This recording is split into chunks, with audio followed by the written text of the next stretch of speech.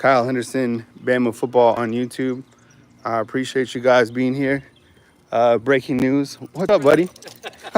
Sorry. Yeah, it's all right. Come Good to see with you me. guys. With me. Breaking news as another Alabama football player has entered the transfer portal. This time it is Tony Mitchell. Tony Mitchell, um, you know, as we saw, I think it was a couple weeks ago, we put out a video, right, that said that Tony Mitchell was to enter the NCAA transfer portal. Um, and then Tony Mitchell came and said it was all cap. That was actually news brought out by Matt Zenitz at the time. And Tony Mitchell said, no, not entering the transfer portal. And here we are in the final days of the transfer portal.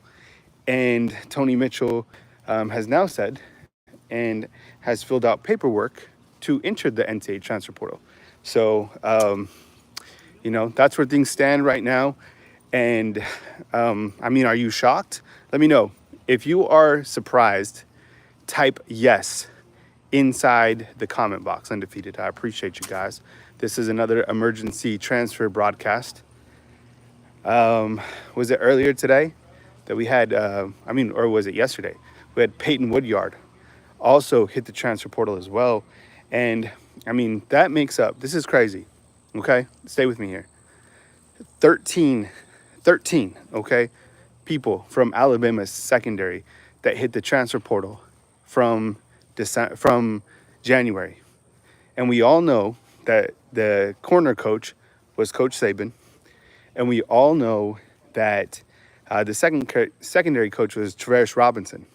So, the amount of news that has been coming out has been really difficult to keep track of, just because it was pretty quiet for the most part on the transfer portal front.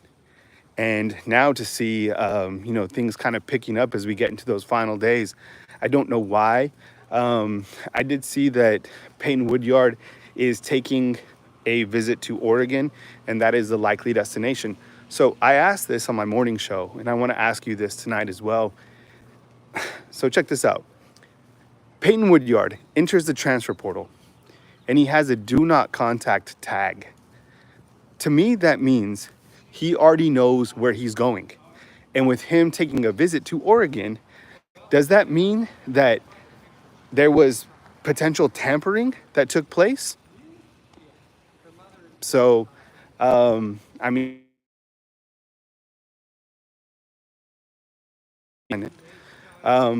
so that's kind of, how I see things. There was a no contact tag, kind of similar to what happened when Caden Proctor entered the transfer portal, and there was no, I'm gonna have to switch ways. We got people walking the same way as me, which is fine. I just want to do a live.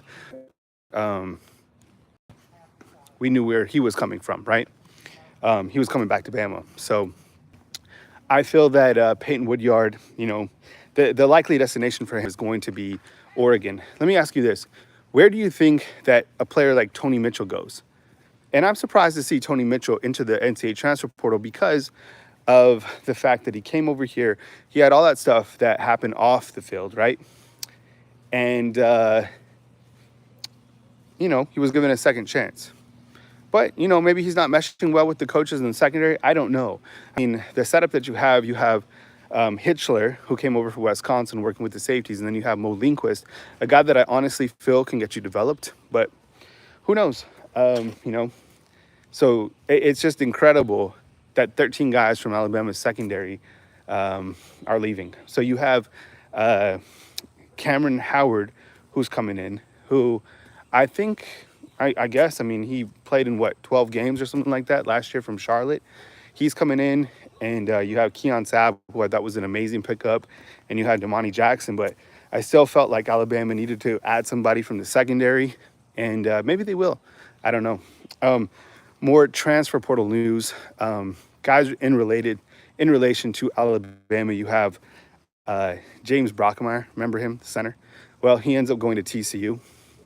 That's the same place that his brother transferred to, Tommy. Now, Tommy no longer plays at TCU. It was I think there was 3 players that transferred to TCU. It was JoJo Earl, Trey Sanders, Tommy Brockmeyer, and now you have James Brockmeyer. So James Brockmeyer going, and that is still makes my head, I scratched my head about that a little bit because I felt he was one of the players that had a really big breakthrough this springtime, and to see him now hitting the transfer portal and going on at TCU, I felt that he could have battled out with Parker Brailsford. I get it.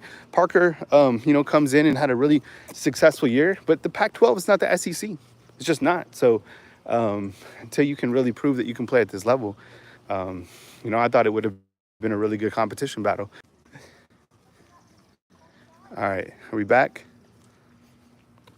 As I was saying, with Kendrick Law hitting the transfer portal from Texas, that's an interesting one because I felt like he had the DNA makeup to play, but he was never able to get on the field here at Alabama, and he also hits the transfer portal. So I have no idea where he's going to end up, but those are kind of some transfer portals entries that caught my attention. But really, the biggest one today is Tony Mitchell hitting the transfer portal, and I have no idea where he goes, what he does, but best wishes to Tony Mitchell. And, Matt Zenitz had this weeks ago, right? So, no, Kendrick Blackshire.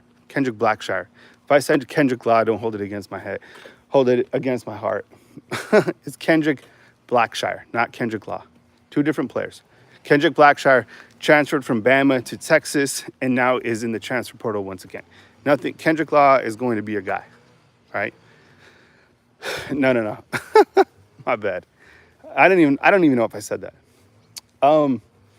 Other news, I think, with this whole basketball deal, I think that Alabama has a great shot to get Cliff Amori, the big man, 6'11", 245 pounds.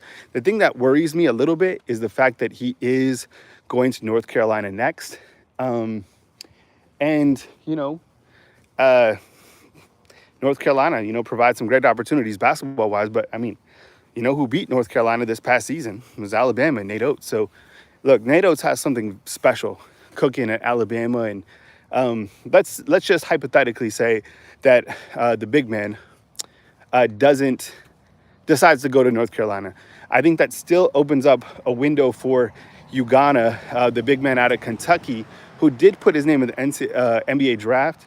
He has until like May 24th to pull his name out and to make a decision. So I think on the basketball front, you're fine. I saw that Jaren Stevenson, the very talented underclassman player here at Bama, put his name in the NBA draft along with Mark Sears. Those guys, again, like Ugana, have until like May 24th to decide what they are going to do. So we'll keep you posted. This is the show tonight, Auntie Janet. This is the show.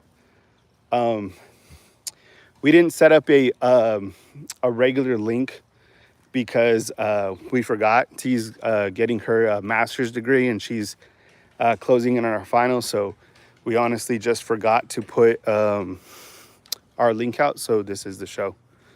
So that's what we're doing here. We just wanted to come on and talk to you guys about, some of the breaking news around Alabama tonight, because it is significant with Tony Mitchell hitting the transfer portal. So keep you guys posted on where those guys go and any other prospects that do decide to come to Alabama. But just kind of a breaking update, and wanted to bring it to you guys. And I'm just really surprised. I felt that, and the thing about this will be my final thing about Tony Mitchell. I felt that Tony Mitchell was never healthy in the springtime. And I think that a healthy Tony Mitchell competes for playing time. Now, I don't know if he starts, but I think a healthy Tony Mitchell starts. Now, with Peyton Woodyard, I don't think he starts this season. I don't even know how much he plays. But I think in time, like all these other freshmen, I think he plays sooner than later. I think that this could be a case of tampering. I think this could be a case of people in the back saying, hey, you can play here faster than at Alabama. So check out another part. And I honestly feel that there's handlers, there's people in the background that have control over a lot of these athletes. I said that this morning because they, want part of the bag. Now, I'm not saying that's what happened in Peyton Woodyard's case, but, I wouldn't be surprised, if things like that happen. But, Tony Mitchell hits the portal. We will keep you posted on more news that develops. But this is a breaking update, and we'll keep you posted right here on Bama Football on YouTube. Appreciate you guys, and catch you guys on my morning show tomorrow morning at 9 a.m.